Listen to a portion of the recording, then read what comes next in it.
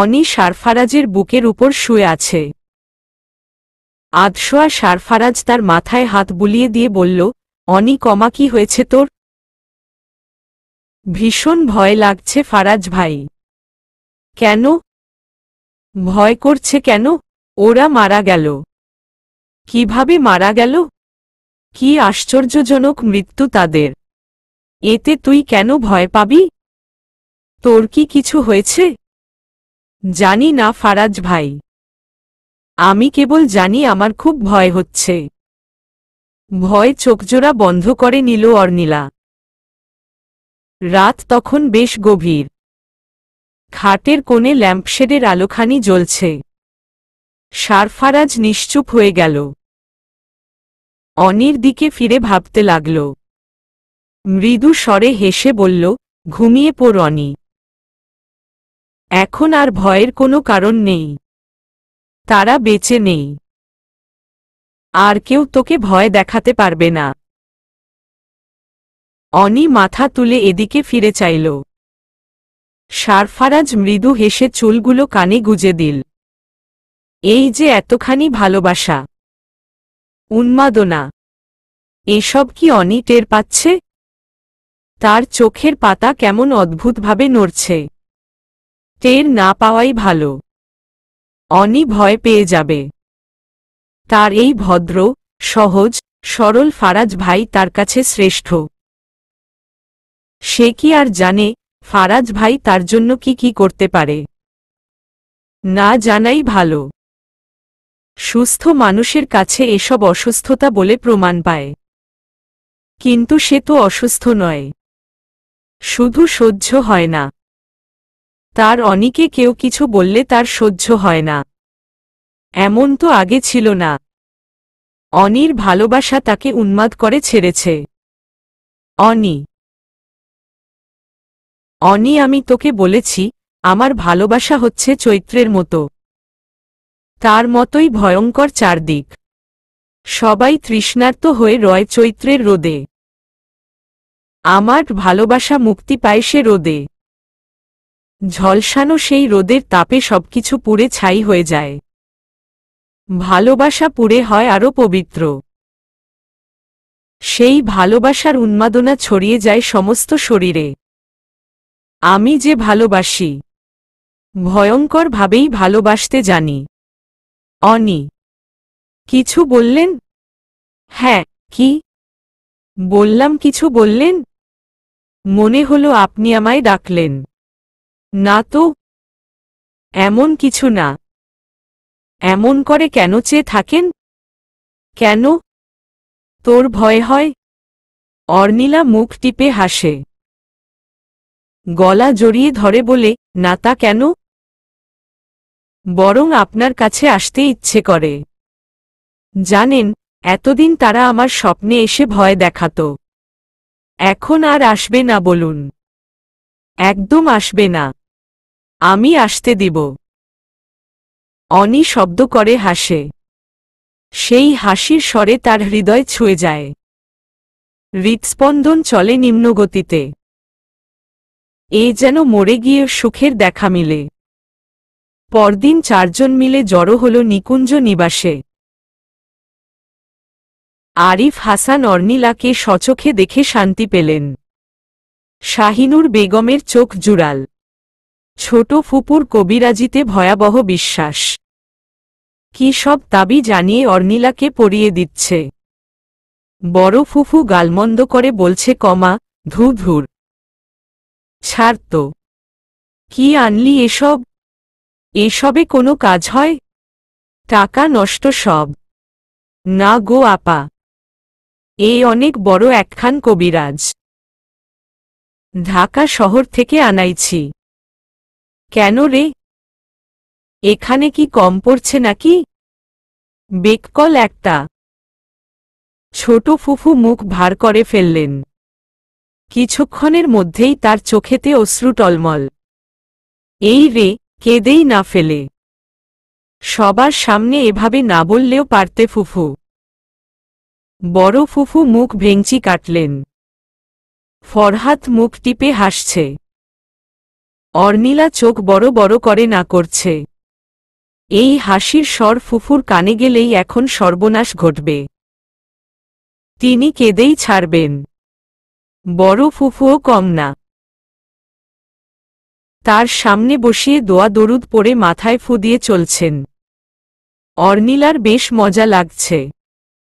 মায়ের অভাব মাঝে মাঝে হলেও এই ফুফুদের জোরে তার পুষিয়ে নেওয়া যায়। অর্নিলা খুব ভাব করে ফুফুর গলা জড়িয়ে ধরল। ফুফু ছ্যাতো করে উঠল। এ কি, কি করিস? ফুফু, ও ফুফু। আমায় খুব ভালোবাসো না তুমি? দেখ দেখ, দামড়া ছেড়ির কাহিনী দেখ, কেমনে গলা জড়িয়ে ধরে। দেখি ছাড়, দম বন্ধ হইয়া আসে। এমন করো কেন ফুফু? তোমাগো উইখানে তো গালে চুম্মাও দেয়। দাও আমি একটা চুম্মা দেই। এই সর সর, আমার লগে একদম এমন ছেচোরামি করবি না কইলাম। চুম্মা চাটি করা লাগবে না, সর এখান থেকে। সোহাগ যা করস তোর জামাইয়ের লগে কর। অর্নিলা ও বড় মুখ করে বলে ফেলল। তা তো করি। বড় ফুফু পিঠে চড় মেরে বললেন, কমা, ছি শরম লজ্জা কিছু নাই। বেত্তুমিজ। অর্নিলা হেসে উঠল। ফরহাত এবার হো হো করে হাসা শুরু করল। শাহিনুর বেগম চা নিয়ে হাজির হলেন। সোফায় বসে বললেন, নিয়াজ কেমন আছে আপা? ভাইজানের খবর কি? সে আর কি, ভালোই আছে। ছেলের শোক এখনো ভুলতে পারে নাই। পারবো কেমনে? দুইটা মাত্র ছেলে। ছোট ছেলেটার এই হাল দেখলে আমারও কষ্ট লাগে। কি যে হইব ভবিষ্যৎ। সারফারাজ ঘরে ঢুকতেই কথাগুলো কানে গেল। ছোট ফুফু দাঁড়িয়ে ধপ করে বললেন, এর চেয়ে ভালো হইতো মইরা গেলে। বাইচা থাকাই এখন বড় কষ্ট। এমন পঙ্গু হইয়া থাকা যায়। বড় ফুফু ধমকের স্বরে বললেন, চুপ কর। আমরা এখনো মইরা যাই নাই। দিন শেষে ও আমার ভাইপুতো। আমি ছেড়ে দিই কেমনে? তুই পারবি ছাড়তে? তা পারমু না। কিন্তু আপা, তুমি আর যাই কও, নিয়াজ পুরা ভাইয়ার মতোই হইছে। দেখো, বাপের পাপ এখন পোলায় নিছে। বিয়েটা ভাঙছে। বড় ফুফু মুখ সরিয়ে নিলেন। আর ভালো লাগছে না এসব নিয়ে কথা বলতে। প্রসঙ্গ বদলিয়ে বললেন, ভাবি, ভাইজান আসছিল একবারও? না আপা।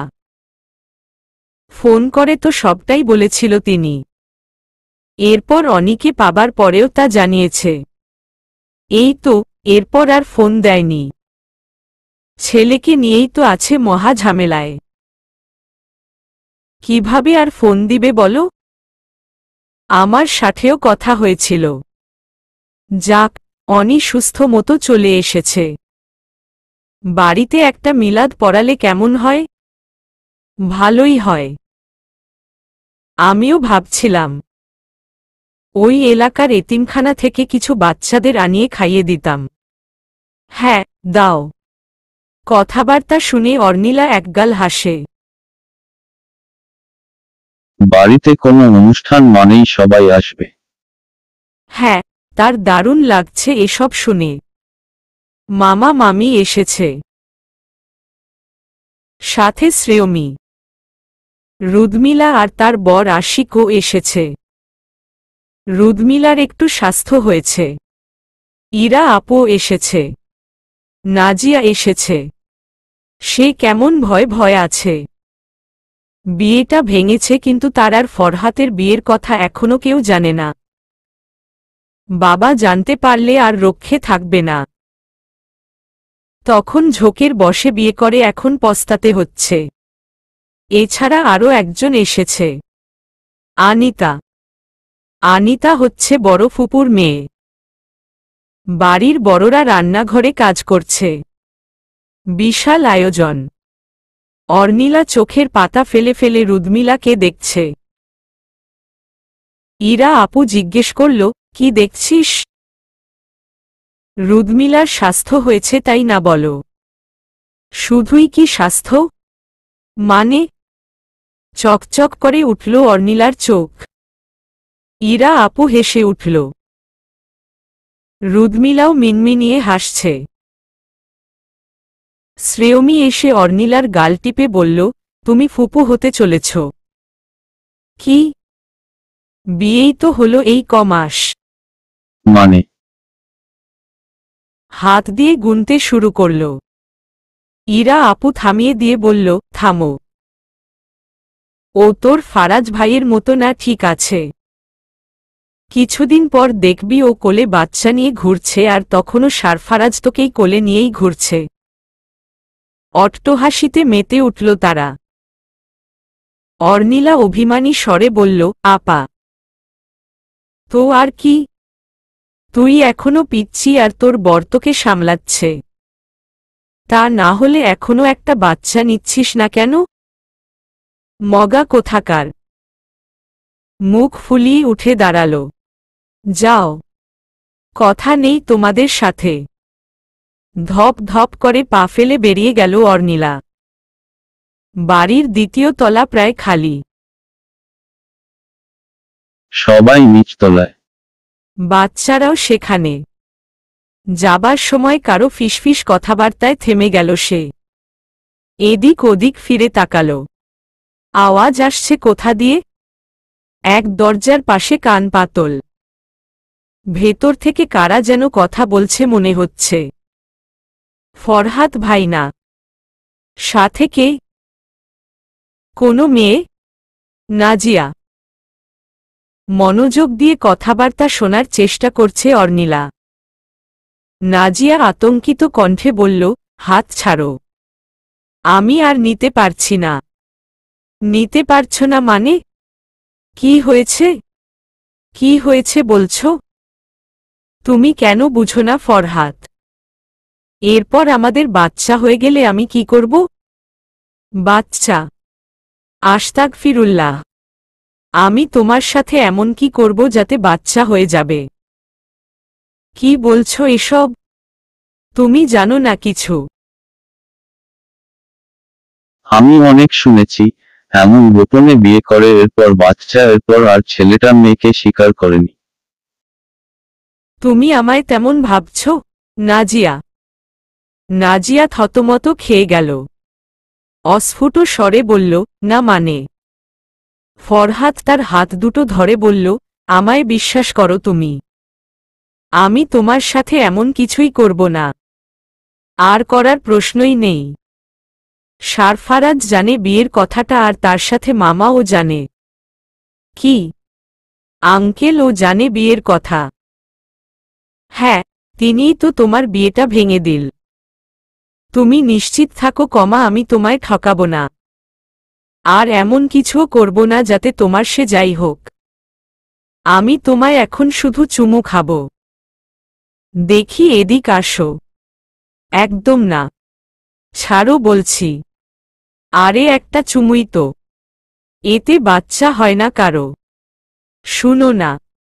না বললাম তো। নাজিয়া। নাজিয়া শোন। এর মধ্যে ফট করে দরজাটা খুলে গেল। ফরহাদ আর নাজিয়া হতভম্ব হয়ে পিছন ফিরল। দরজার ফাঁক দিয়ে একটা মাথা বেরিয়ে এলো। অর্নিলার মাথা। সেই দুজনের দিকে ফিরে বলল, তোমার বিয়েও করে ফেলেছ। দুজন দুজনের দিকে চেয়ে রইল। ফরহাদ মাথা দুলাল। অর্নিলা নিজেও মাথা দুলিয়ে বলল, ওহ, কনগ্রেচুলেশন। কবে করলে? তোর কিডন্যাপ হবার একদিন আগে। একদিন আগে? হুমম। কিন্তু এত তাড়াতাড়ি কেন বাচ্চার কথা বলছ? নাজিয়া দ্রুত মাথা নেড়ে বলে, না না, কোনো বাচ্চা নেই।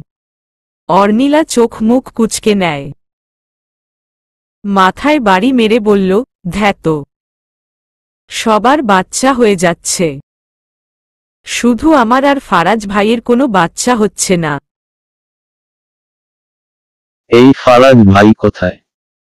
ফারাজ ভাই চেঁচিয়ে উঠে সামনে হাঁটা ধরল। নাজিয়া ফট করে এসে দরজা বন্ধ করে বলল, ও কাউকে বলবে না তো? একদম না, বলেই হাত ধরে হেঁচকা টান মারল ফরহাদ। অর্নিলা হন হন করে হাঁটতে হাঁটতে ছাদে এসে পৌঁছাল। ফারাজ ভাইয়ের খোঁজ তো পেল না, কিন্তু অন্য আরেকজনের খোঁজ ঠিকই পেল।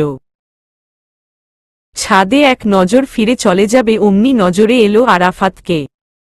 আরাফাত ছাদে। কার সাথে? চোখ বুলিয়ে দেখল পাশে এক মেয়েও আছে। এটা আবার কে? আরাফাতকে কোনো মেয়ের সাথে দাঁড়িয়ে থাকতে দেখে একটু যেন অবাকই হল। সচরাচর তো আর দেখা মেলে না, কিন্তু দুজন এখানে একা। নির্ঘাত কোনো চক্কর আছে। তৎক্ষণাৎ লুকিয়ে পড়ল সে। ব্যাপারটা ঘেঁটে দেখা দরকার। দেখে তো মনে হচ্ছে আরাফাত মেয়েটিকে শাসাচ্ছে। হু হু লক্ষণ ভালো মেলছে না। 2-1 সেকেন্ড পরই মেয়েটার গালে চড়ও পড়ল। অর্নিলা চোখ বন্ধ করে মুখে হাত দিল। সত্যি সত্যি আরাফাত মেয়েটিকে চড় মারল। বিশ্বাস হচ্ছে না। ফারাজ ভাই আজ অবধি তার গায়ে হাত তুলেনি, আর এখানে আরাফাত তো 2 পা এগিয়ে। আপন ভাই হলে কি হবে? দুজন 2 মেরুর, তাই বলে মেয়েটাকে এভাবে মারবে? আরাফাত হনহন করে এদিকেই আসছে। অর্নিলা দ্রুত নিচে নেমে পড়ল। হিসাব কষছে, মিলছে না। এখানে তার অজান্তে অনেক কিছুই চলছে। এখানে কেউ প্রেম করে বিয়ে করে ফেলেছে, আরেকদিকে আরেকজন মেয়েকে চড় মারছে। বাহ, চারদিকে দেখি প্রেমের মৌসুম। এরপর আবার কেউ বাচ্চার মাও হয়ে যাচ্ছে। সে তো দেখি ধরা ছোঁয়ার বাইরে। ওই তো, ওখানে ফারাজ ভাই। ছুটে গিয়ে তার বাহু আঁকড়ে ধরল। ফারাজ চোখ দিয়ে ইশারা দিচ্ছে। কি হলো আবার?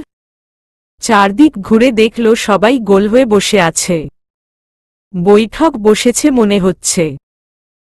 বড় ফুপু হেসে বলছে, ছেলে আপনাদের এখানকার। ভাবলাম দেখাদেখির কাজটা এখানেই শেষ হোক। শুভ কাজে দেরি কি? আপনারা ও ছেলে দেখে বললেন, ছেলে কেমন? আরিফ হাসান হেসে বললেন, বেশ তো। আপনার মেয়ে আমার মেয়ে কি বেআইন? আপনি যা বলবেন তাই। মেয়ের পাকা দেখা এখানেই হবে। আপনি খালি ছেলেদের আসতে বলুন। অর্নিলা এদিক ওদিক ফিরে শুধাল। ছেলে আসবে? কাকে দেখতে? কাকে আবার? আনিতাকে দেখতে। আনিতা? থতমত খেয়ে গেল অর্নিলা। এরই মধ্যে আরাফাত হন হন করে নিচে এসে দাঁড়াল। পিছন ফিরে দেখল দূরে আনিতা দাঁড়ানো। চরের কারণ এখন বোঝা যাচ্ছে। ফারাজ ভাইয়ের হাত টেনে ধরে কানে কানে বলল, এই শুনুন। কি? ঘরে চলুন, কথা আছে। কি কথা? কি হয়েছে এখন আবার? চলুন না। হেনে হিচড়ে ফারাজকে ঘরে নিয়ে গেল অর্নিলা। দরজা বন্ধ করে ফারাজের হাত চেপে বলল, জানেন কি হয়েছে? কি? আরাফাত প্রেম করছে। হ্যাঁ। কি বললে? হ্যাঁ, সত্যি। ওই আনিতার সাথে। আনিতাকে দেখতে ছেলে আসবে না। মনে হচ্ছে ওদের মাঝে ঝামেলা হচ্ছে। তুমি এসব জানলে কিভাবে? ওই আমি ছাদে দেখলাম দুজনকে। আপনি প্লিজ কিছু করুন। কি করব? কি করব মানে? ছেলেটার প্রেম ভেঙে যাচ্ছে। বড় ভাই হিসেবে কিছু একটা তো করুন। ফারাজ মুখ ভেঙচি কাটল। আর কিছু? এখন ছোট ভাইয়ের প্রেম সামলাতে হবে তাকে। দেখি বলে বেরিয়ে গেল। ফারাজ বেরিয়ে যাবার পর বাচ্চার কথা মনে পড়ল। কপাল চাপড়ালো। ইস, সময় থাকতে কেন যে কিছু মনে থাকে না তার। ছেলেরা আজ আসবে। সকাল থেকেই গৃহিণীরা তোড়জোড় শুরু করে দিয়েছে। দুপুর থেকে পিঠে বানানো। ছেলে তো দেখতে আসবে শুধু, তবুও যেন এলাহি কাণ্ড। অর্নিলা, শ্রেয়মী নিজ হাতে আনিতাকে সাজিয়ে দিয়েছে। তার বাদামি রঙের শাড়িটা আবারও পরিপাটি করে দিচ্ছে। বেচারির মুখ শুকনো। শ্রেয়মী নিচু হয়ে শাড়ির কুচিগুলো ঠিক করে দিচ্ছে। পর্দার আড়ালে দরজার ওপাশে কারো ছায়া যেন পড়ল। অর্নিলা উকি মেরে চাইল। হেসে বলল, আরে আরাফাত, আয় দেখ দেখ আনিতাকে কেমন লাগছে। বল তো, ছেলে পক্ষ পছন্দ করবে কি না। আরাফাত তীক্ষ্ণ দৃষ্টি নিক্ষেপ করে চোয়াল শক্ত করল। ধারালো কণ্ঠে বলল, সে তোমরা জানো, আমি কি জানি। বলার পর আবারও হন হন করে চলে গেল। শ্রেয়মী উঠে দাঁড়িয়ে অবাক কণ্ঠে জিজ্ঞেস করল, ওর আবার কি হল। কি জানি, বলে ফিরল আনিতার দিকে। বেচারির চোখ দুটো ছলছল করছে। আহা কি প্রেম! ছেলে পক্ষ আসবে আসবে করে বিকেল পেরিয়ে সন্ধ্যা পার হয়ে গেল, অথচ ছেলে পক্ষের কোনো নাম গন্ধ নেই। আরাফাত সোফায় গম্ভীর মুখে বসে আছে। অর্নিলা পাশে বসে বলল, কি ব্যাপার বলতো, ছেলে পক্ষ কেন আসছে না। আমি কি জানি, আমায় কেন জিজ্ঞেস করছিস। তাই কিছুই জানিস না, আবার হুমকি দিস নি তো। তোকে তো আবার বিশ্বাস নেই। আরাফাতের চাহনি এবার খানিকটা নড়বড়ে। এদিক ওদিক ফিরে ঠোঁট কামড়ে বলল, আমি কিছু করিনি। সত্যি কি তাই? অবশ্যই তাই। আর ছেলে পক্ষ এলেই কি বিয়ে হয়ে যাবে নাকি? হুমম তাও বটে, বলে পিছন ফিরল। বাড়ির বড়রা অনেক দুশ্চিন্তা করছে। ফারাজ ভাই সেই কখন থেকে ফোনে ট্রাই করছে, কিন্তু ফোন লাগছে না। কোথায় গেলেন তিনি? এদিক ফিরে আরাফাতের সাথে চোখাচোখি হতেই আরাফাত চোখ সরিয়ে নিল। অর্নিলা তার ঘাড়ে হাত রেখে বলল, বুঝলি, আমার থেকে কিছু লুকানো এত সহজ না। বুড়ি, তুই কিন্তু বেশি বলছিস। কিছুই তো বলিনি এখনো। এবার বলবো, বলেই কান টেনে ধরল। এই কি করছিস? তোর বড় ভাইয়ের বউ আমি, সম্পর্কে তোরও বড়। হ্যাঁ, তুই তো বুড়ি। হ্যাঁ, আমার অধিকার আছে। আর যদি কখনো দেখি না ওকে চড় মারতে, তাহলে একদম মামার কাছে গিয়ে বলে দিব, বুঝলি। আরাফাত পরক্ষণেই নিশ্চুপ হয়ে গেল। নীরবে মাথা দুলাল। মুচকি হাসল অর্নিলা। ফারাজ ভাই ফোন হাতে এগিয়ে এসে বলল, ছেলেরা নাকি আসবে না। তার বাবা হঠাৎ অসুস্থ হয়ে গেছে। ছোট ফুপু মুখ ভেঙচি কেটে উঠে দাঁড়িয়ে বললেন, অসুস্থ নাকি অজুহাত? আসবে না তাই বলে এখন অজুহাত দিচ্ছে কেন? সকালে জানিয়ে দিলেই তো হতো। এতক্ষণ ধরে যে বাড়ির মেয়েরা এত কিছু করল, এসবের কোনো দাম নেই। কি গো আপা, এই ছেলে খুঁজলে তুমি? এ কেমন বংশের ছেলে? শাহিনুর বেগম তার হাত ধরে থামিয়ে দিয়ে বললেন, আহা আপা, আপনি শান্ত হন না। আর শান্ত? সারাদিনের পরিশ্রম সব জ্বলে গেল। জলে কেন যাবে? বাড়ির লোক কি কম আছে? ফারাজ, কবে আসবে কিছু বলল? বড় ফুপু হুট করে দাঁড়িয়ে শক্ত কণ্ঠে বলে উঠলেন, আর আসার দরকার নেই। এমন ছেলের কাছে আমি মেয়ে বিয়ে দিব না। কখনোই না। উঠে চলে গেলেন তিনি। অর্নিলা হাতে আপেল নিয়ে তাতে কামড় বসাল। রুদমিলা আর তার বর কথা বলছে। তাই তো, বাবা হঠাৎ অসুস্থ হয়ে গেছে এটা তখনই জানাতো। আসবে সেই বিকেল বেলা। এখন রাত পেরিয়ে গেছে। এতক্ষণে কি সময় হয়নি কথাটা জানানোর? আরও ফোন করে জানতে হচ্ছে। সবকিছুই কেমন যেন অদ্ভুত। ছেলেরা বোধহয় আসতই না। আরাফাতের মধ্যে চট করে উঠে দাঁড়াল। অর্নিলা মিটি মিটি হেসে ফিসফিস করে বলল, ছাদে আছে। ফারাজ আরাফাতের জায়গা দখল করে বসে পড়ল। অর্নিলা শুধায়, আপনি কিছু করেছেন? আমার ভাই থাকতে আমি কেন? আরাফাত এই কাজও জানে। হু মাল্টি ট্যালেন্টেড। আচমকা হেসে উঠল দুজন। গম্ভীর এই পরিবেশে দুজনের হাসি দেখে হকচকিয়ে গেল প্রত্যেকে। ছাদের এক কোণে আনিতা দাঁড়িয়ে। চোখের অশ্রু গাল বেয়ে পড়ছে। ঠোঁট চেপে কান্না আটকানোর সর্বোচ্চ চেষ্টা করছে। আরাফাত পাঞ্জাবি পকেট থেকে এক হাত বের করে আনিতার থিতুনিতে হাত রাখল। মৃদু স্বরে বলল, সুন্দর লাগছে। দেখি সরো। আহা, রাগ করলি নাকি? কথা বলবে না তুমি? কাল কি জোরে আমায় চর মারলে? মারব না। তুই কেন ঢং করে বলতে গেলি, জানো আমায় দেখতে ছেলে আসবে? কি খুব শখ হয়েছিল নাকি সেজেগুজে ছেলের সামনে যাওয়ার জন্য? আমি মোটেই ঢং করে বলিনি। যেটা সত্যি সেটাই বলেছি। আম্মা বলেছে ছেলে দেখতে আসবে। আমি তো সেটাই বলেছি। আমার কি দোষ বলো?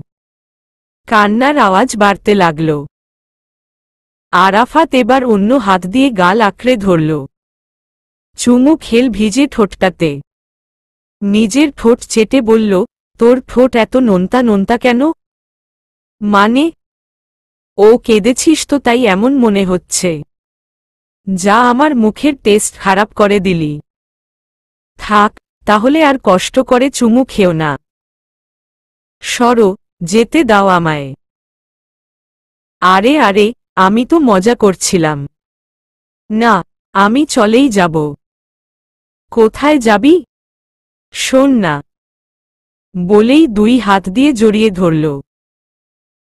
দুজনের রোমাঞ্চকর মুহূর্ত। আচমকা পাশ থেকে ভারী কণ্ঠ ভেসে এলো। দুজন থতমত খেয়ে তাকাল। স্বয়ং আরিফ হাসান দাঁড়িয়ে। তাকে দেখামাত্র দুজন নিস্তেজ হয়ে গেল। আরাফাত হাত ছাড়িয়ে নিল। আরিফ হাসান গম্ভীর কণ্ঠে বলে উঠলেন, তোমরা দুজনে আমার স্টাডি রুমে আসো। বলামাত্র চলে গেলেন। রক্তশূন্য চাহনিতে দুজন কপত কপতি দেখছে দুজনকে। আজ কি যে আছে? অর্নিলার ভারী টেনশন হচ্ছে। টেনশনে সে হাতের নখ কামড়াচ্ছে। ফারাজ হাত ছাড়িয়ে নিয়ে বলল, থামো না। এত টেনশন কেন করছিস? করব না।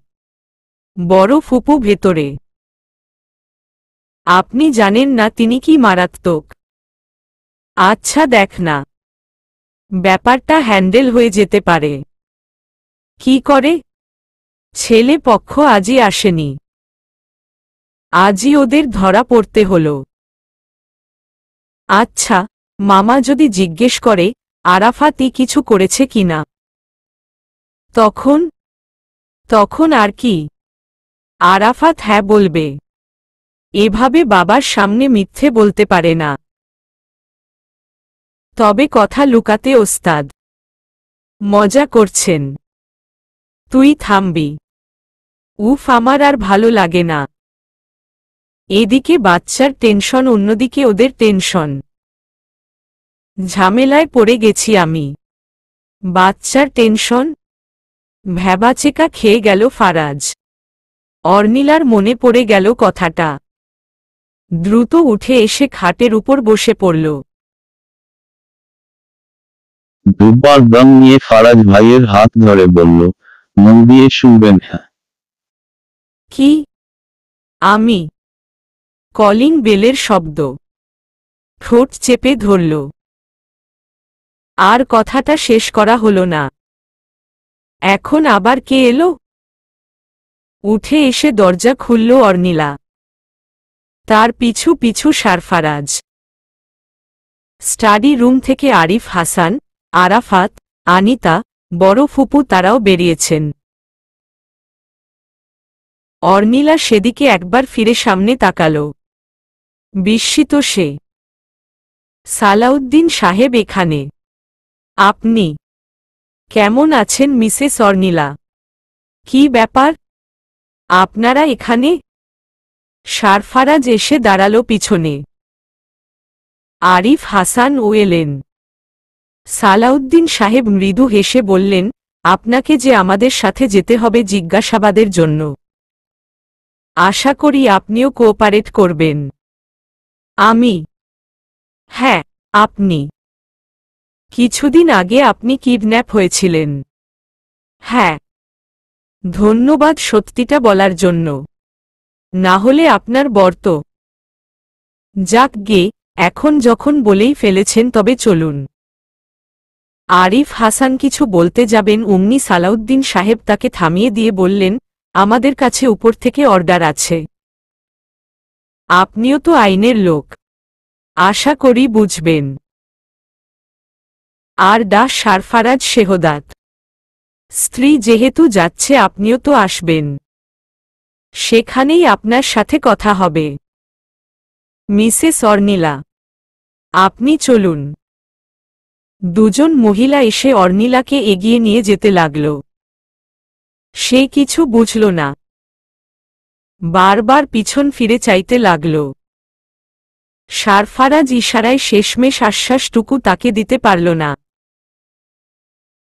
পুলিশ কমিশনার সালাউদ্দিন সাহেবের কেবিনে অর্নিলাকে বসিয়ে রাখা হয়েছে। যদিও তিনি ঢাকা মেট্রোপলিটনের পুলিশ কমিশনার, তদন্তের খাতিরে মোহনগঞ্জ আসা।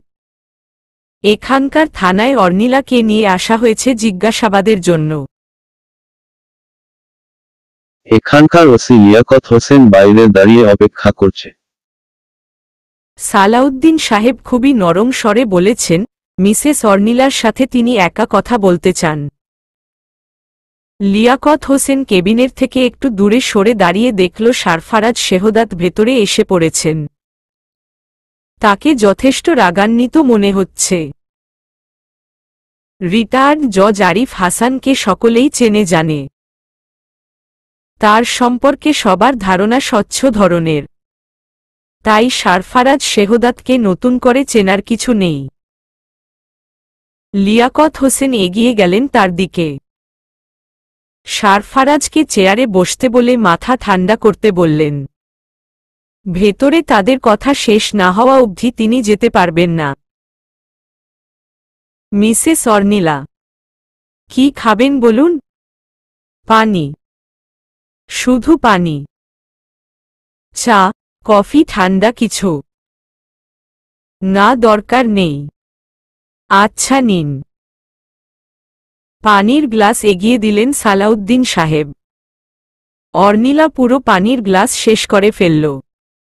অনেক শরীর খারাপ করছে তার। সালাউদ্দিন সাহেব মুচকি হেসে শুধালেন, আপনি কি অস্বস্তি বোধ করছেন মিসেস অর্নিলা? জি, আমার শরীরটা ভালো নেই। আপনি কি জিজ্ঞেস করবেন দ্রুত করুন। অবশ্যই। টেবিলের উপর 3টে ছবি রাখল। ছবিগুলো জীবন্ত তবে মানুষগুলো মৃত। ফট করে কথাটা হেসে বললেন, চিনেন এদের? অর্নিলা মাথা দুলাল। সালাউদ্দিন সাহেব অনেকটা স্বস্তি বোধ করলেন। আবারও শুধালেন, এরাই তো আপনাকে কিডন্যাপ করেছিল? হ্যাঁ। সালাউদ্দিন সাহেব মৃদু হাসলেন। চেয়ারে আরাম করে বসে বললেন, আপনার চাচাতো ভাইয়ের কেসটা এখনো ঝুলে আছে। তার সাথে আমাদের যোগাযোগ হয়েই আসছে। ইয়াতিম শিকদারের কাছেই শুনলাম আপনি কিডন্যাপ হয়েছিলেন, অথচ তার আগে আপনার হাসব্যান্ডের সাথে দেখা হয়েছিল। তাকে জিজ্ঞেস করার তিনি বললেন আপনি নাকি মোহনগঞ্জ বেড়াতে গেছেন, এরপর আপনাকে টাকার বদলে উদ্ধার করা হল। আপনি সহি সালামত ফিরে এলেন। কিন্তু লোকগুলো মারা গেল। 3টে লোক। হ্যাঁ, তাদের মৃত্যুর খবর আমি টিভিতে দেখেছি। যাক, বেশ ভালো। তাহলে আপনি তো জানেনই তাদেরকে খুন করা হয়েছে। খুন করার টেকনিক কিন্তু অভিনব। তাদের মৃত্যুর পর চারদিকে শুধু ছড়িয়ে রাখা টাকাই পাওয়া গেছে, যা হিসাব করে দেখলাম প্রায় 50 লাখের কাছাকাছি। আপনি কি জানেন আপনার মুক্তিপণ কত ছিল? না, জানেন না। আচ্ছা। ইদানিং খুব গরম পড়েছে, খেয়াল করেছেন মিসেস অর্নিলা? এসির রুমে বসেও আপনি ঘামছেন। আপনি প্রশ্ন করুন, কথা ঘুরানোর দরকার নেই। না না, আমি কথা ঘুরাচ্ছি না। মৃত্যুর পর তাদের সকল জিনিস পুলিশি হেফাজতে আছে। তাদের পোস্টমর্টেম করা হয়েছে। মৃত্যুর কারণ হিসেবে সায়ানাইড বিষ দেখানো হয়েছে। কিন্তু এই বিষ আসলো কোথা থেকে? সেটা বের করা তো আপনার কাজ। আমরা তো সেই কাজই করছি ম্যাডাম। অদ্ভুত। 3জন ক্রিমিনালের খুনের তদন্ত করছেন এত উতলা হয়ে। অবশ্যই ম্যাডাম। যেই 3জন খুন হয়েছে তারা ক্রিমিনাল। তবে তাদের যে খুন সে আরও বড় ক্রিমিনাল। তারা 3জন মিলে একজনকে খুন করেছিল আর কোনো একজন সেই 3জনকে মেরে ফেলার ফন্দি এঁটেছিল। আপনিই বলুন, কে ভয়ঙ্কর? এখানে আমার যোগসূত্র এলো কি করে? সব জায়গায় তো আপনিই ম্যাডাম। আপনার ভাইয়ের কেসে প্রথমে আপনি, এখানেও আপনি। কেন জানো মনে হচ্ছে দুটো কেসের পেছনে একজনই আছে। আপনি ঠিক কি বলতে চাইছেন? চটবেন না ম্যাম। আপনাকে আমরা চটাতে চাই না। এমনও হতে পারে আপনার অজান্তে আপনার কোনো পাগল প্রেমিক এমনটা করছে। যারাই আপনার ক্ষতি করতে চাইছে তাদের সরিয়ে দিচ্ছে। ভেবে দেখেছেন ব্যাপারটা? আপনি কি পাগল হয়ে গেছেন? কি যা তা বলছেন? আমি ম্যারিড। আমার প্রেমিক আসবে কি করে?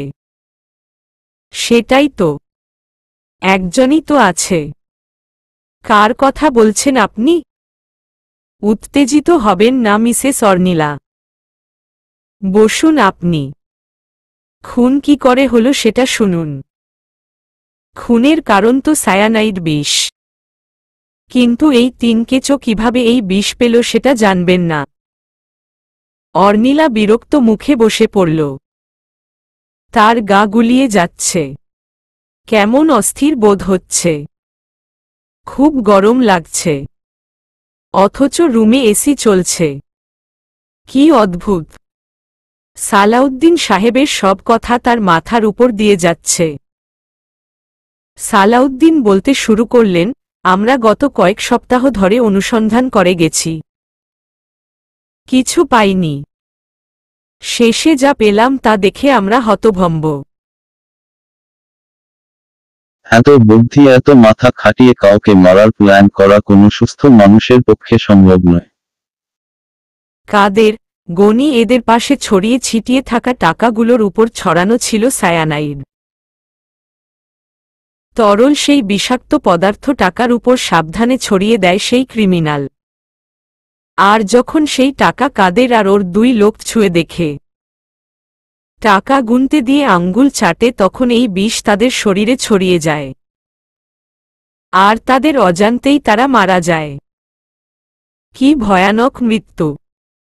এসব আপনি আমায় কেন বলছেন? কারণ সেই টাকাগুলো ছিল আপনাদের দেওয়া টাকাগুলো। কি সব আজেবাজে বলছেন আপনি? কত টাকা দেওয়া হয়েছে তাও আমি জানি না। আপনি নিজের মতো একটা গল্প বানিয়ে দিলেই তো হলো না। আমি তাদের থেকে ছাড়া পাওয়ার 3 কি 4 দিন পর তারা মারা গেছে। তো আপনি কি বলতে চাইছেন এই 3-4 দিন তারা বসেছিল, টাকাগুলো নিয়ে মাতামাতি করেনি? এমনও তো হতে পারে এর মধ্যে তারা আরও একজনকে কিডন্যাপ করে তার থেকে টাকাগুলো হাতিয়ে নিয়েছে। মনগড়া গল্প তো আপনি বানাচ্ছেন মিসেস অর্নিলা। হ্যাঁ, ঠিক আপনার মতো। আপনি প্রমাণ যুক্তি ছাড়া নিজের মনমতো গল্প বানিয়ে আমায় শোনাচ্ছেন। অনেক হয়েছে। মনে হচ্ছে না আপনার আর কিছু জিজ্ঞেস করার আছে। আমি উঠলাম। অর্নিলা উঠে দাঁড়াল। দরজার কাছে এসে পৌঁছাতেই ফারাজকে দেখতে পেয়ে স্বস্তির নিঃশ্বাস ফেলল। সালাউদ্দিন সাহেব সারফারাজকে দেখে একগাল হাসলেন। থানার বাইরে চায়ের দোকানে দাঁড়িয়ে আছে দুজন। সালাউদ্দিন সাহেব গরম চায়ের কাপে চুমুক দিল। চারদিক ঘুটঘুটে অন্ধকার। চায়ের দোকানে একটা আলো জ্বলছে। সেই আলোর তেজ আবার অত না। দোকানে লোকজন কম। সারফারাজ চায়ের কাপে চুমুক দিল। চা ঠান্ডা হয়ে গেছে। চায় স্বাদ নেই। না আছে চিনি না মিষ্টি। পানসে লাগছে। তবুও খাচ্ছে। সালাউদ্দিন সাহেব কেশে উঠলেন। বললেন, চায়ের স্বাদ নেই দা সারফারাজ। তবুও দেখছি ভালোই আগ্রহ নিয়ে খাচ্ছেন। আপনি এত করে অনুরোধ করলেন তাই। আমার জীবনে প্রথম আমি কোনো ক্রিমিনালের সাথে দাঁড়িয়ে এত ধৈর্য সহকারে চা খাচ্ছি। ভালো এক্সপেরিয়েন্স। মন্দ নয়, জীবনে সব রকমের এক্সপেরিয়েন্স থাকতে হয়। সারফারাজ জবাব না দিয়ে চায়ের কাপে আবারও চুমুক দিল। সে চাইছে দ্রুত চায়ের কাপ শেষ করতে। অর্নিলাকে গাড়িতে বসিয়ে এসেছে। তাকে কেমন জানি ঠিক লাগছে না। সালাউদ্দিন সাহেব বলে উঠলেন। আমি জানি ক্রিমিনালকে, অথচ ধরতে পারছি না। দা সারফারাজ, আমায় একটু বুদ্ধি দিতে পারেন? আপনি কি চাইছেন? জানতে চাইছি আপনি ঠিক কত বুদ্ধিমান। বলে নাচোরের 10 দিন গৃহস্থের 1 দিন।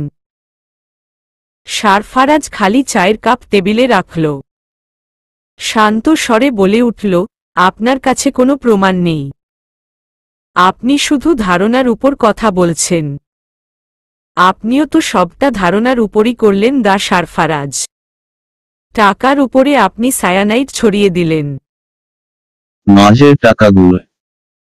ব্যাপারটা এমন তারা যেন টাকাগুলো পেয়েই খরচ করলে অন্যের ক্ষতি না হয়। এর মধ্যে অনেক ঘটনাই ঘটতে পারে। সাংঘাতিক কাজ। আপনার মনে বিন্দুমাত্র দয়ামায়া নেই সারফারাজ। ডাক্তারের দয়া মায়া থাকতে হয়। সারফারাজ কিঞ্চিত পরিমাণ হাসল। আলোর মাঝে তার হাসি অস্পষ্ট দেখাল। সালাউদ্দিন সাহেব ভ্রু কুঁচকে ফেললেন। সারফারাজ বলল, আপনি এখনো অনেক দূরে আছেন সালাউদ্দিন সাহেব। তবে যতই এগিয়ে যান না কেন, লক্ষ্যে পৌঁছাতে পারবেন না। কি বলতে চাইছেন? সারফারাজ কথা বাড়াল না। ফোনটা বেজে উঠল। আইজিপি সানাউল হকের ফোন। সালাউদ্দিন সাহেব বোধহয় ঘাবড়ে গেলেন। সারফারাজ বিদায় না দিয়ে চলে এলো। ফোন ধরতে ওপাশ থেকে কতগুলো কথা একনাগাড়ে কেউ বলে গেল। ফোন রেখে দিলেন তিনি। হ্যাঁ, হু ছাড়া আর কিছু বলার ছিল না। বিরস মুখে বসে পড়লেন। তার সহযোগী তার পাশে এসে বলল, কিছু হয়েছে স্যার? স্যার ফোন করেছিলেন। কি বললেন?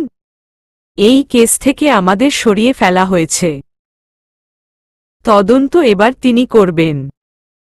সহযোগী শব্দ করে শ্বাস ফেলে বললেন, এটা হবার ছিল। আরিফ হাসানের যথেষ্ট চেনা জানা আছে, নাম ডাকও আছে। তাই বলে একটা ক্রিমিনালকে এভাবে ছেড়ে দিব? স্যার, দুঃখ পাইয়েন না। এই ক্রিমিনাল যাদের ধরছে তারা কেউই ভালা মানুষ না। নিয়াজ শিকদারের নামেও ভালো কিছু শুনি নাই। তুমি যাই বলো, আমি তার পিছু ছাড়ছি না। ওকে তো আমি ধরেই ছাড়ব। সহযোগী হাসল। তার মনে হয় না স্যার কিছু করতে পারবে, কারণ এই ক্রিমিনাল খুব চালাক, তাদের থেকেও 2 পা এগিয়ে। গাড়িতে অর্নিলার অবস্থা আরো খারাপ করতে লাগল। মাঝপথে সারফারাজ গাড়ি থামিয়ে দিল। পানির বোতল বের করে দিল অনিকে। অনি মুখ হাত ধুয়ে নিল। পানি খেল, তবুও কেমন অস্বস্তি হচ্ছে তার। হঠাৎ বমি করতে শুরু করল। এরপর আরো ক্লান্ত হয়ে গেল। সারফারাজ চিন্তায় অস্থির। হঠাৎ এত অসুস্থতা? সারাদিন এই তীব্র গরমের কারণে নয়তো আবার। বাসায় ফিরে এলো। কারোর সাথে কোনো কথাবার্তা হয়নি। এমনকি রাতে খাবারও খেল না। জামা কাপড় ছেড়ে ফ্রেশ হয়ে ঘুমিয়ে পড়ল সে। সারফারাজ সারারাত তার পাশে শুয়ে রইল। কিছুক্ষণ বাদে হাত পা ধরে দেখল, না ঠান্ডাই তো, জ্বর টর আসেনি। গালে হাত রেখে জাগানোর চেষ্টা করল, না গভীর মুখে আচ্ছন্ন, আর ঘামছে না। ভয়ের কোনো কারণ নেই, তবুও সারফারাজের চোখে ঘুম নেই। শেষ রাতে ঘুমালো সে। পরদিন উঠতে উঠতে সকাল 10টা পার। ঘড়ির দিকে তাকিয়ে চোখ কচলাল। এতক্ষণ ঘুমালো, কেউ ডাকল না তাকে। অনি কোথাও? অনি, এই অনি। বিছানায় অনি নেই। বাথরুম থেকে আওয়াজ আসছে। সারফারাজ এগিয়ে গেল। বাথরুমের দরজা খুলে দাঁড়ালো অনি।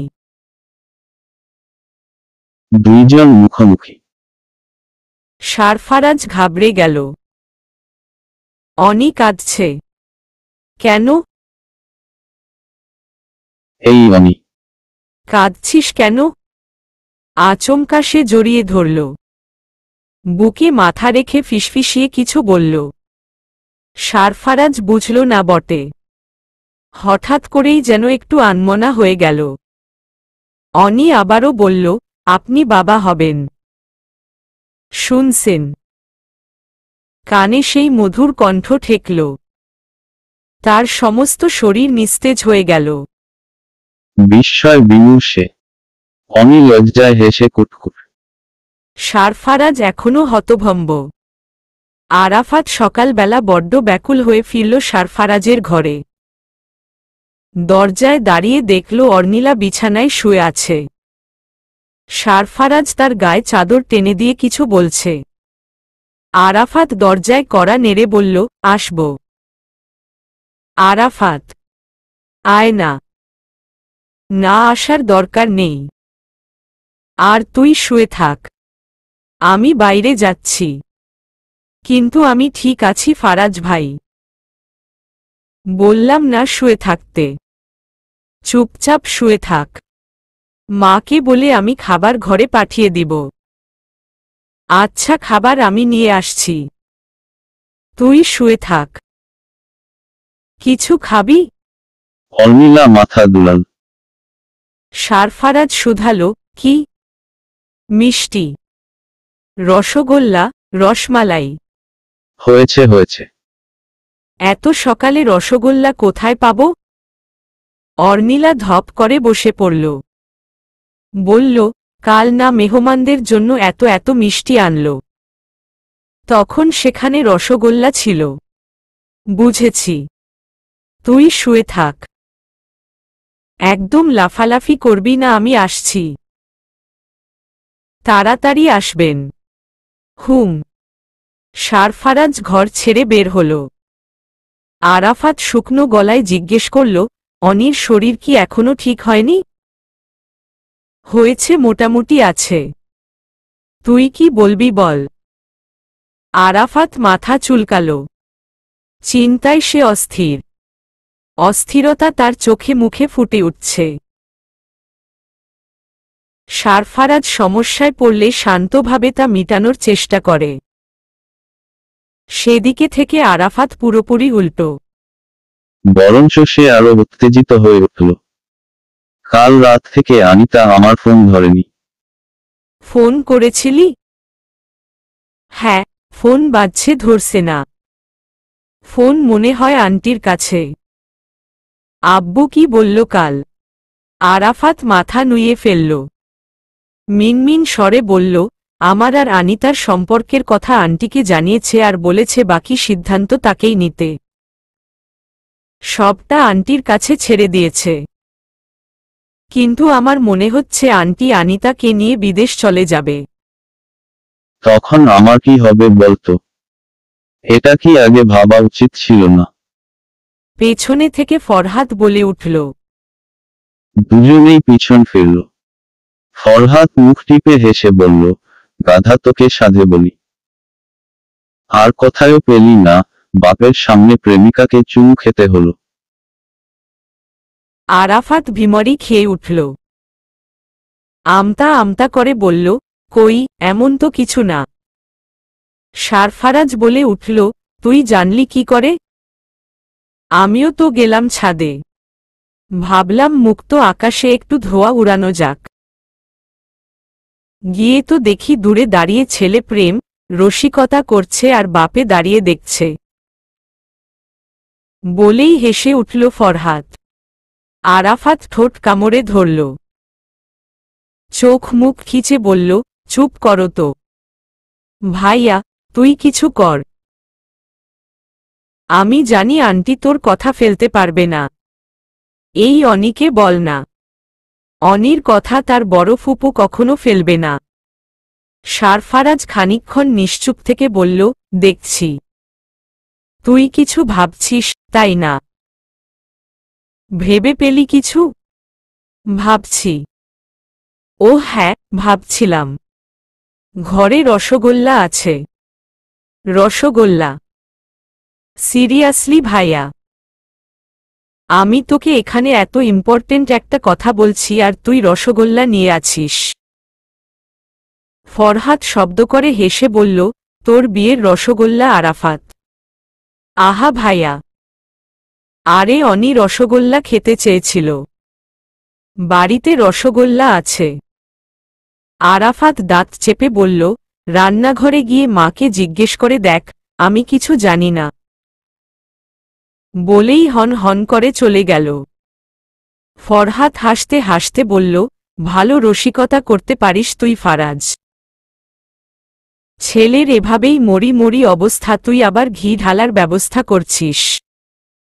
সারফারাজ ড্রয়িং রুমে এলো। শাহিনুর বেগম জিজ্ঞেস করলেন, তুমি চলে এসেছ? চলো নাস্তা সেরে নাও। অর্নিলা কোথায়? কিছুক্ষণ আগে দেখলাম বাইরে যেতে। এখনো আসেনি। ঘরে আছে। নাস্তা করবে না? করবে। শরীরটা ভালো নেই। তুমি ওর খাবারটা আমায় দাও। ঘরে নিয়ে যাই। এখনো শরীর ভালো নেই। বলি ডাক্তারের কাছে নিয়ে যাবে নাকি? হ্যাঁ, কিছুদিন পর যাব। শাহিনুর বেগম খাবার বেড়ে দিলেন। গরম গরম পরোটা আর গরুর গোশত। সারফারাজ প্লেট হাতে নিয়ে বলল, রসগোল্লা আছে মা। কে খাবে? তুমি? না। অনি। অনি? কিন্তু অনি তো মিষ্টি খায় না।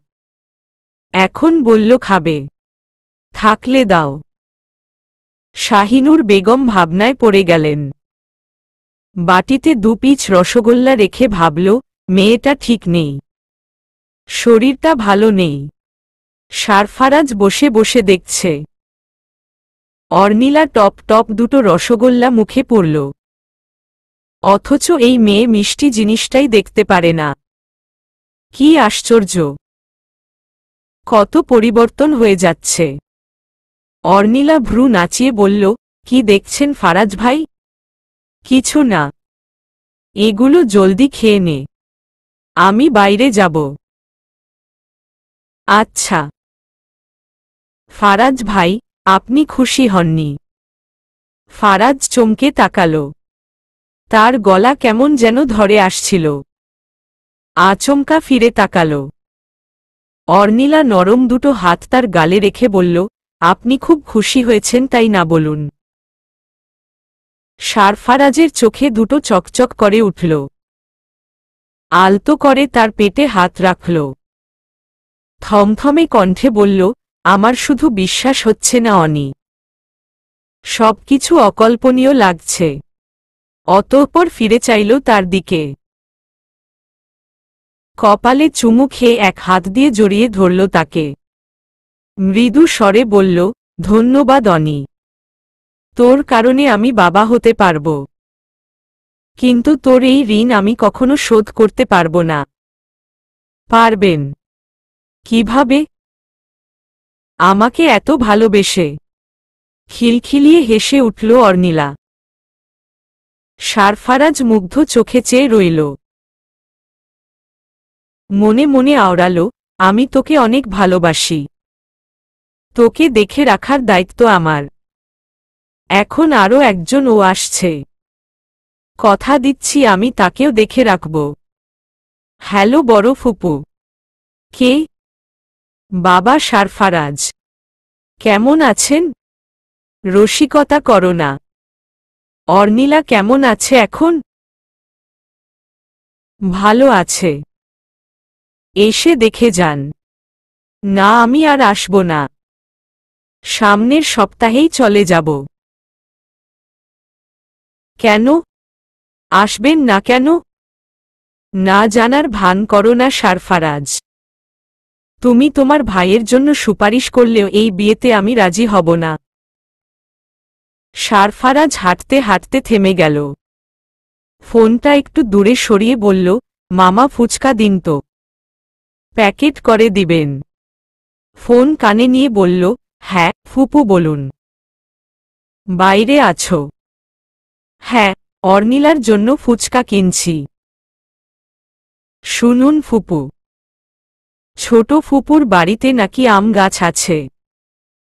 আম গাছে শুনলাম ভালোই আম ধরেছে। অর্নিলা সেই আম খাওয়ার বায়না করছে। আপনি ছোট ফুপুকে বলে সেই আম নিয়ে আসুন। কি বলছো এসব? হঠাৎ আমের কথা বলছো কেন? বলছি, নানু হতে চলেছেন। আম, মিষ্টি যা পারে নিয়ে আসুন। কি বললে? ঠিক শুনেছেন। কি এখনো না এসে থাকবেন?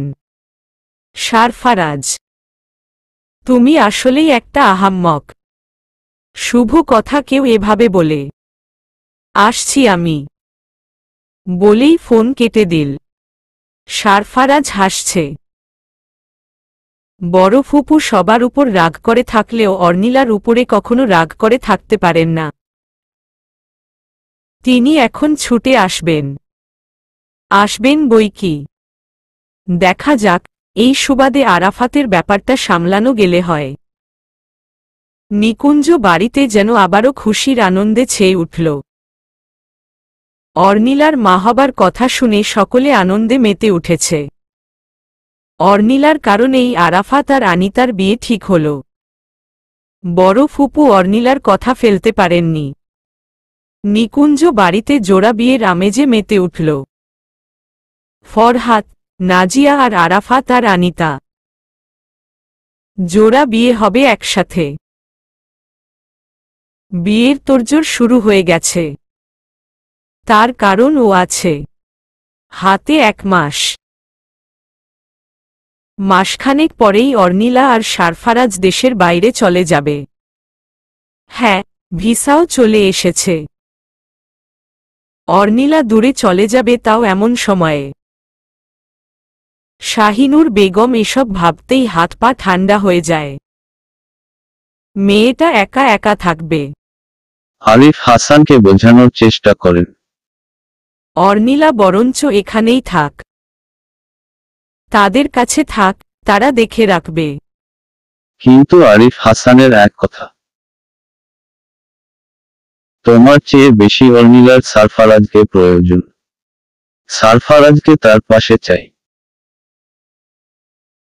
তুমি নিশ্চিতে থাকো, সারফারাজ থাকতে অনির কখনো অযত্ন হবে না। অনির এখন 6 মাস চলে। সে আর সারফারাজ এখনো লন্ডনে অবস্থানরত। দিন ভালোই যাচ্ছে অর্নিলার। এখানে সারফারাজের পাশাপাশি তার পড়াশোনাও চলছে। তবে আজকে শরীরটা ভালো নেই। এটা শুধু একটা ছুতো। আজ সারফারাজ বাসায়, তাই সেও বাসায় থাকবে। রান্নাঘর থেকে টুকিটাকি শব্দ কানে আসছে। তবুও ঘুমের ভান করে চাদর মুড়িয়ে রইল। খানিকক্ষণ বাদে কারো উষ্ণ ছোঁয়া অনুভব করতে লাগল। সারফারাজ তাকে জড়িয়ে ধরে আছে, উঠানোর চেষ্টা করছে। ঘুম ঘুম চোখে উঠে বসল। অগোছালো চুলগুলো সারফারাজ ঠিক করে দিয়ে বলল, উঠে নাস্তা সেরে নে আমি। আর একটু ঘুমাই না ফারাজ ভাই, না থুরি ফারাজ বলেই দাঁত বের করে হেসে দিল। চোখ মেলে তাকালো সবে। গতরাতে ফারাজ তার কানের কাছে ফিসফিসিয়ে বলেছিল, আর কতকাল ফারাজ ভাই বলে ডাকবি অনি? অনি চুপসে ছিল। তার বলতে ইচ্ছে হচ্ছিল, আপনাকে আমি সারাজীবন ফারাজ ভাই বলেই ডাকতে চাই। এই ফারাজ ভাই ডাকে যে আবেগ গভ দীর্ঘ ইকার ত হসন্ত ব প্রেম প্রেম ভাব আছে, সেটা কি ভুলতে পারি? কিন্তু এই কথাগুলো সে মুখ ফুটে বলতে পারেনি। উল্টো হেসে বলেছিল, কাল থেকে আর ডাকব না ফারাজ ভাই। তার কথা সে মনে রেখেছে। কিন্তু ফারাজ বলে ডাকতেই তার শরীরে যেন তরঙ্গ ছুটে গেল। এমন কেন হল? না, এখনই। আপনি আমার কোনো কথা শুনতে চান না কেন? বললাম তো উঠতে। এখনই অনি। জোড়াজুড়িতে অনি উঠল। সারফারাজ তাকে হাত ধরিয়ে উঠাল। ফ্রেশ হয়ে খাবার টেবিলে পৌঁছাল। বিরাট আয়োজন। অনি ধীরে ধীরে খেতে লাগল। সারফারাজ গরম দুধ মগে ঢেলে বলল, পুরোটা শেষ করবি? গন্ধ আসে তো। কোনো অজুহাত না। অর্নিলা নিজের পেটের দিকে ফিরে বলল, দেখলে তোমার বাবা কিভাবে আমায় জ্বালায়। মনে রাখবে সব, বড় হয়ে তুমিও এভাবে জ্বালাবে। হ্যাঁ, তুই না বললেও জ্বালাবে। তুই মা কি না? শুনলে আবারও তোমার নামে বদনাম করছে। মনে রাখবে। হ্যাঁ। বলতে বলতে কেসে উঠল। সারফারাজ ছুটে এসে পানির গ্লাস এগিয়ে দিয়ে বলল, খাওয়া শেষ করে কথা বল অনি। তার আর কি আছে? আচ্ছা আচ্ছা, কোনো কথা না, চুপচাপ খাওয়া শেষ করবি এবার। বুঝলি? মাথা দুলিয়ে বলল, আচ্ছা। খাওয়া শেষ করে একটু উঠে দাঁড়ালো হাঁটাহাঁটির জন্য। হাঁটতে হাঁটতে এসে পৌঁছালো বারান্দায়। এখান থেকে চারদিক কেবল বরফে ঢাকা। ভালোই তুষারপাত হয়েছে। শীত শীত লাগছে। পেছনে থেকে ফারাজ এসে গায়ে একটা চাদর টেনে দিল। বলল, এত ঠান্ডার মধ্যে এখানে কি করছিস? ভেতরে চল।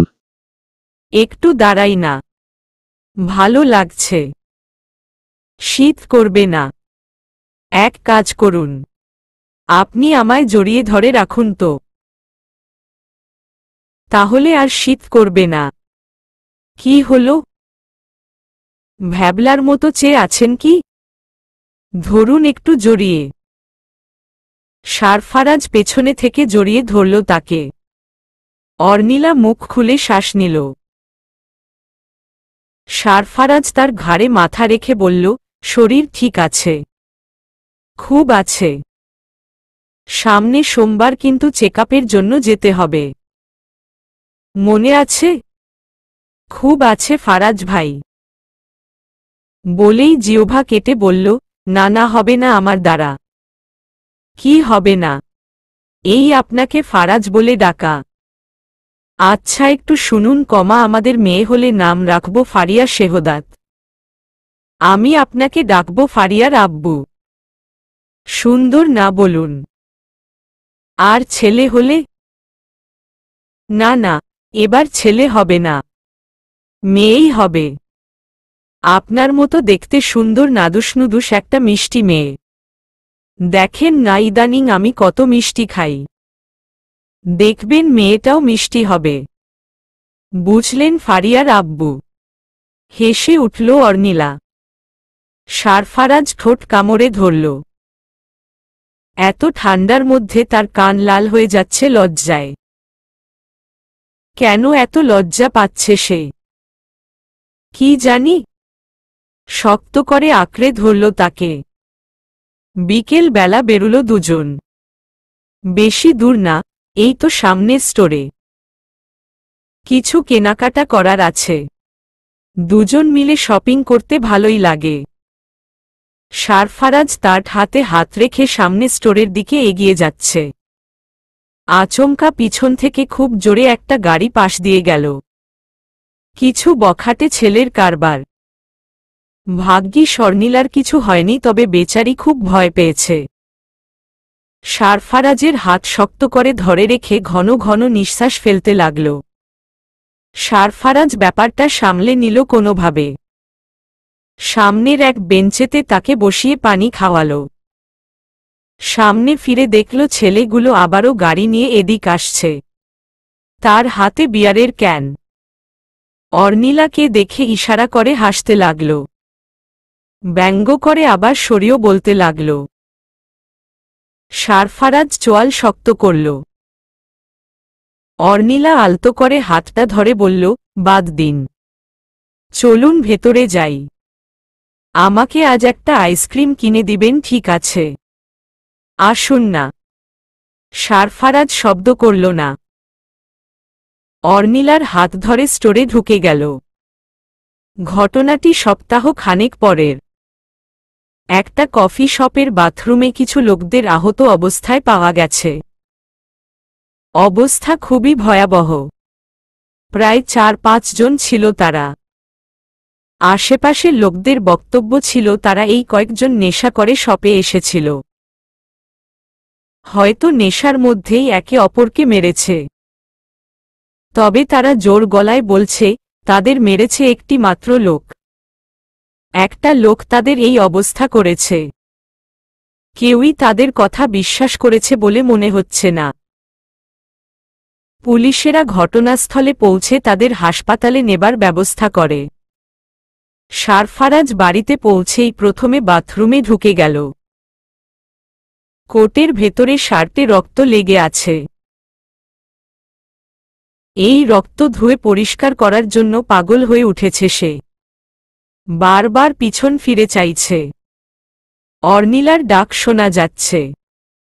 সারফারাজ আরও দ্রুত ঘষতে লাগল। অর্নিলার প্রায় এসে দরজার সামনে দাঁড়াল। সারফারাজ হতভম্ব হয়ে পেছনে ফিরল। কি হয়েছে ফারাজ ভাই? আপনি ঠিক আছেন তো?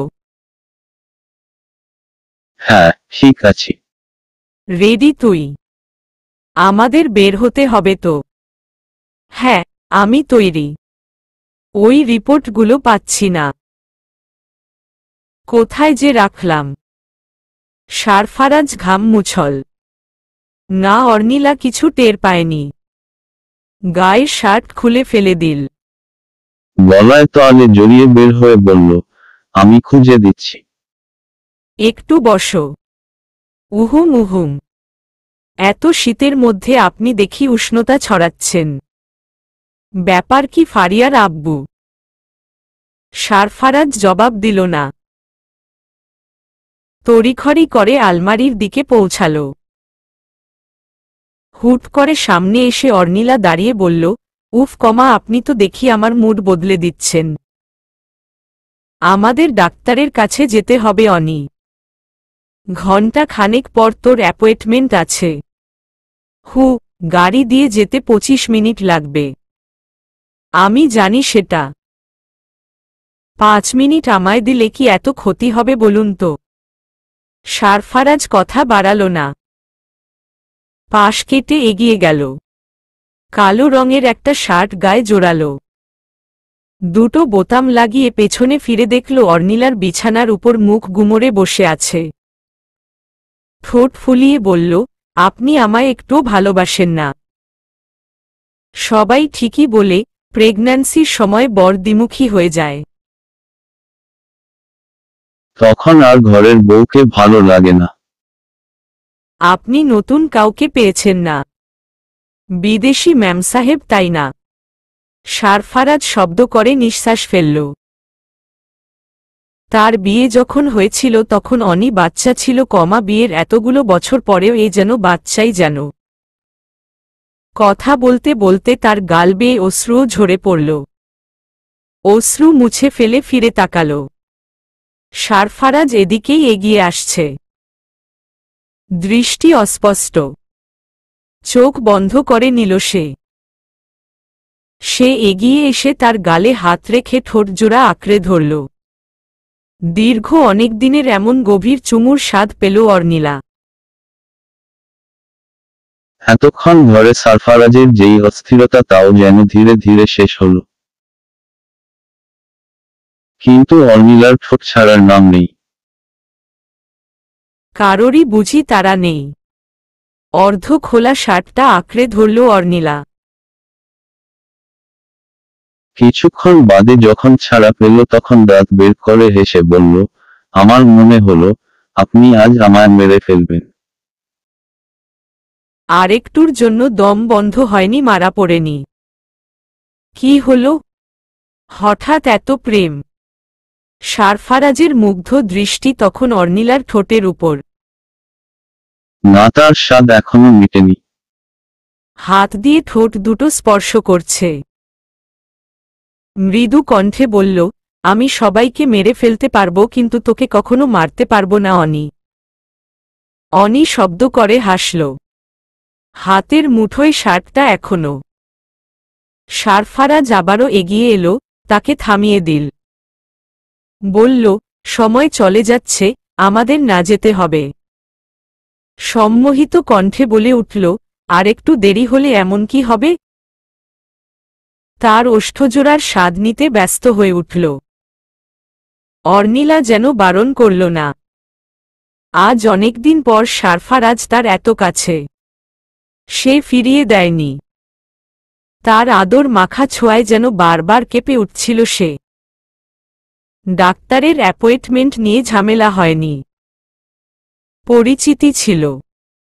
বেবি সুস্থ আছে, ভালো আছে। মেয়ে কি না ছেলে সেটা অনি জানতে চায়নি। কারণ তার মন বলছে তাদের মেয়েই হবে। ফারিয়া নামের দুষ্টু একটা মেয়ে। রাত গভীর হয়ে উঠল। দুজন গাড়ি করে বাড়ি ফিরছে।